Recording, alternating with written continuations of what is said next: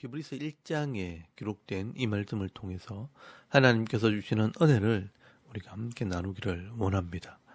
어제까지 우리가 이 바울서신 13권의 말씀을 다 나누었고요. 오늘부터는 이제 히브리서 말씀을 함께 나누도록 하겠습니다. 히브리서부터는 어떤 특정한 사람이나 교회에 기록한 것이 아니기 때문에 이 모든 성도가 읽어야 될 서신이라고 해서 히브리서부터 유다서까지를 우리는 공동서신이라고 말을 합니다. 오늘부터는 이 공동서신의 첫 책인 히브리서부터 이 말씀을 나누도록 하겠습니다.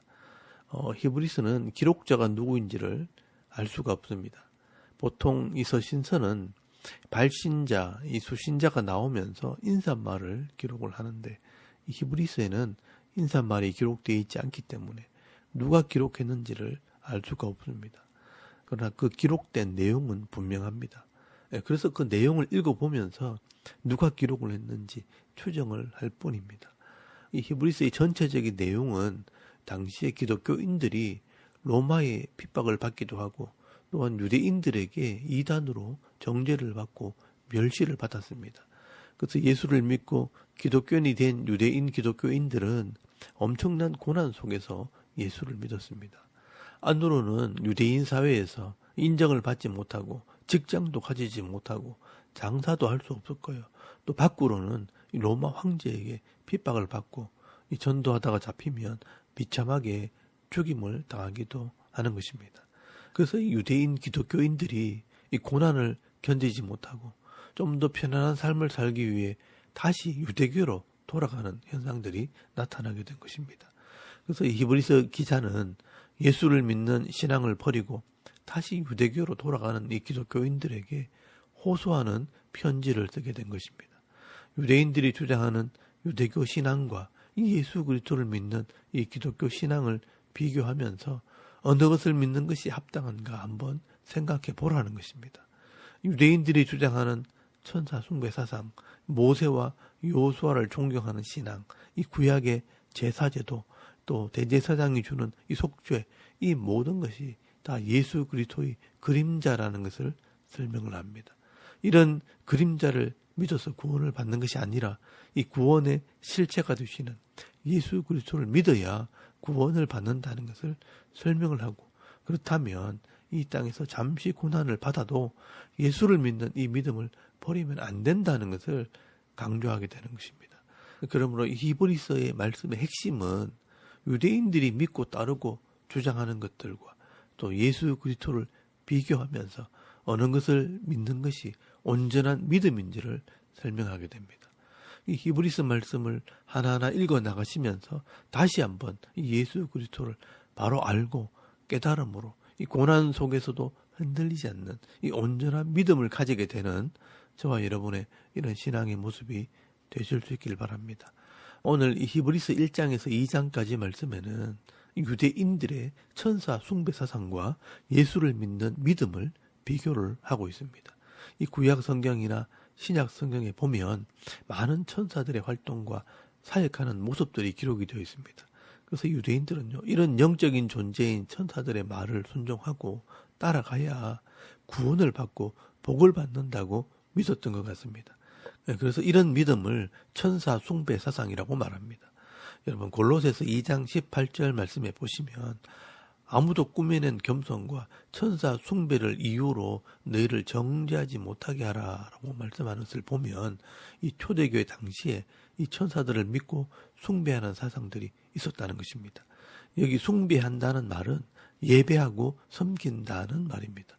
아마 유대인들은 이 성경의 천사들의 활동이 기록이 되어 있기 때문에 이 영적인 존재인 천사들을 숭배하면서 예배도 하고 기도도 했던 것 같습니다. 그래서 오늘 본문에 이 천사들은 어떤 존재인가? 예수 그리스도와 함께 비교하는 것입니다. 먼저 히브리서 1장 1절에서 3절까지 말씀에는 이 예수 그리스도에 대한 소개입니다. 예수님이 과연 어떤 분인가 하는 것을 설명을 하고 있습니다. 옛적에 선지자들을 통하여 여러 부분과 여러 모양으로 우리 조상들에게 말씀하신 하나님이 이 모든 날 마지막에는 아들을 통하여 우리에게 말씀하셨으니 이 아들을 만유의 상속자로 세우시고 또 그로 말미암아 모든 세계를 지으셨느니라. 이는 하나님의 영광의 광채요 그 본체의 형상이시라.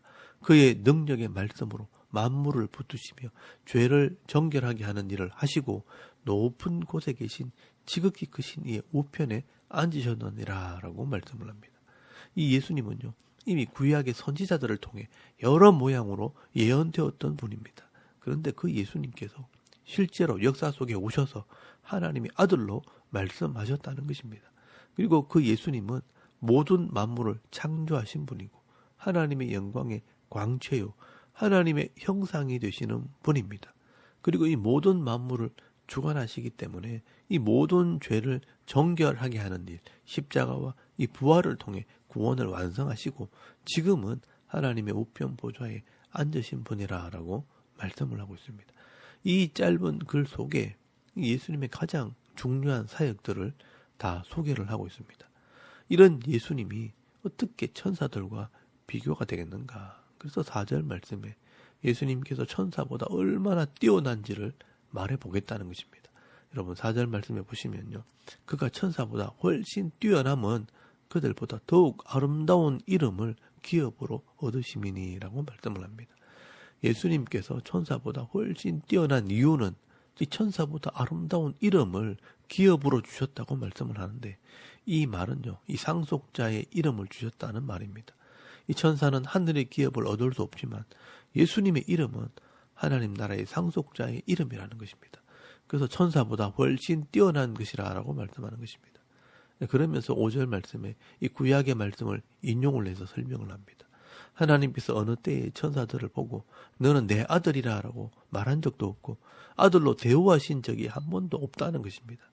도리어 6절 말씀에 보시면 하나님의 맏아들 예수님이 오실 때 그에게 경배하라고 이 천사들에게 명령하셨다는 것입니다.